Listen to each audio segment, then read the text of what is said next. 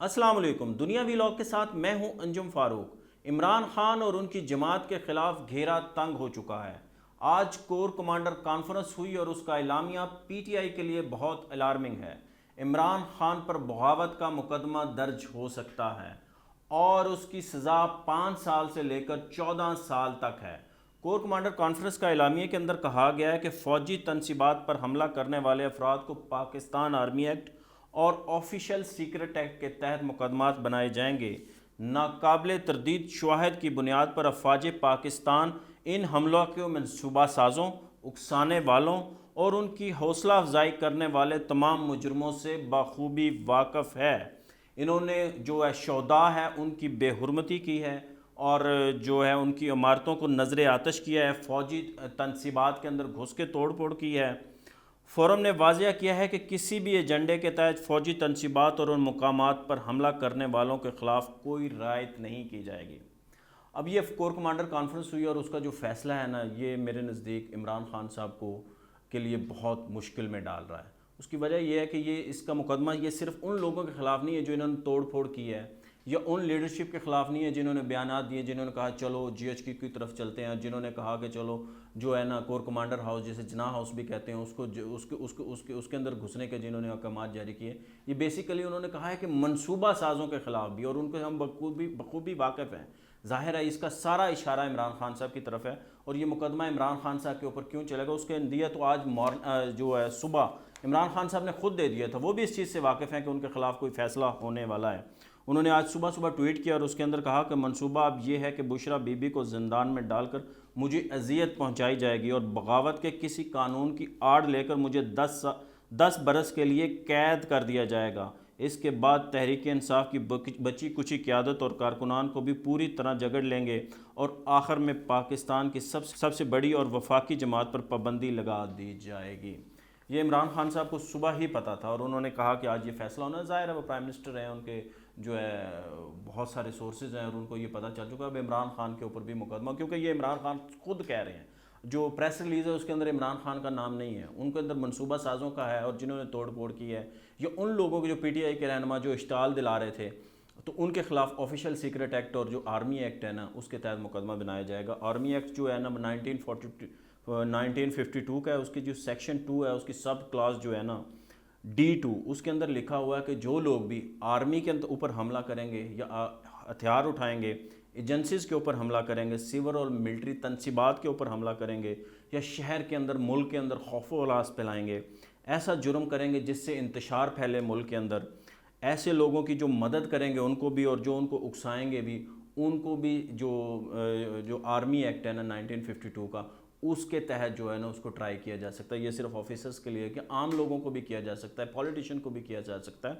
تو یہ سارے لوگ جو ہیں، اور یہ دیکھا ہے آپ نے جو واقعات ہوئے ہیں 9 مئی اور اس کے بعد 2 دن ہوتے رہے ہیں، اس کے اندر جس طرح کے واقعات ہوئے ہیں، تنصیبات کے اوپر حملہ ہوا ہے، میاں والی کے اندر ایک جہاز کو جلا دیا ہے، جی ایچ کیو پہ حملہ ہوا ہے، لاہور کے کور کمانڈر ہاؤس پہ حملہ ہوا ہے، پولیس کی گاڑیاں، ملٹری کی گاڑیاں کے اوپر حملے ہوئے ہیں، تو اس سارے کے اندر یہ آتا ہے۔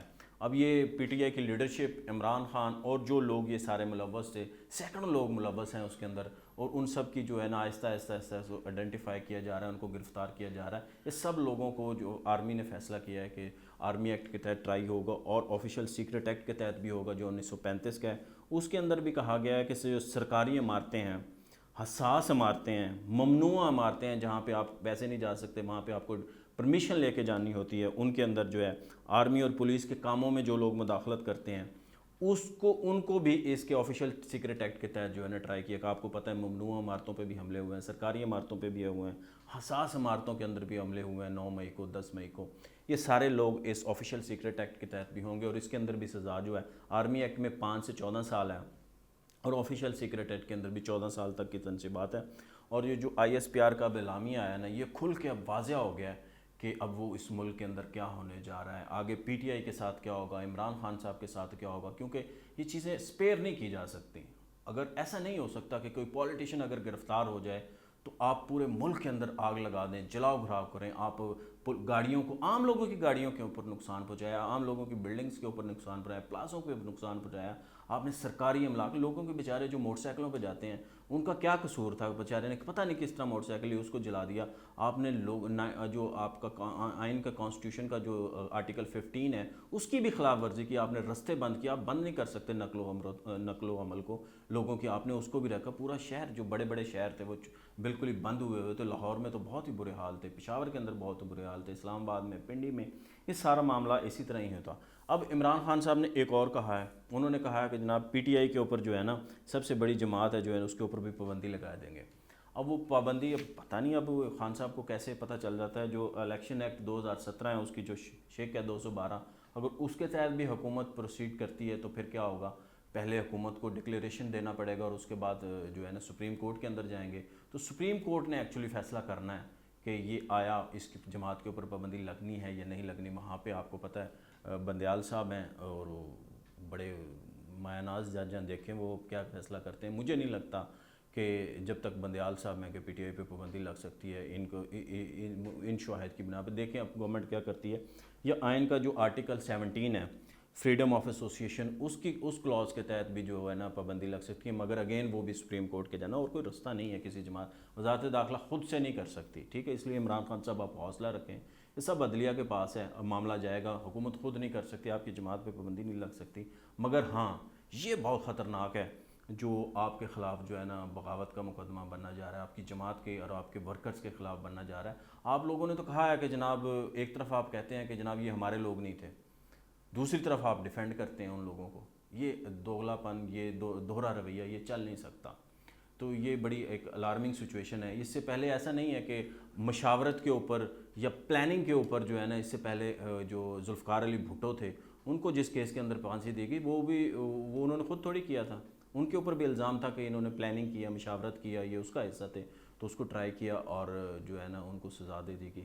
بہرحال ہمیں سوچنا ہے کہ ہم اس ساری سچویشن سے, اس کرائسس سے, عمران خان صاحب مذمت ہی کر دیتے. چیف جسٹس صاحب نے کہا تھا کہ آپ مذمت کریں, مگر انہوں نے مذمت نہیں کی. اس کے بعد بھی انہوں نے مذمت نہیں کی. ٹھیک ہے, اب وہ اگر حالات ایسے ہیں تو پھر ایسے رہیں گے, مگر ایک نیا بھٹو نہیں بننا چاہیے.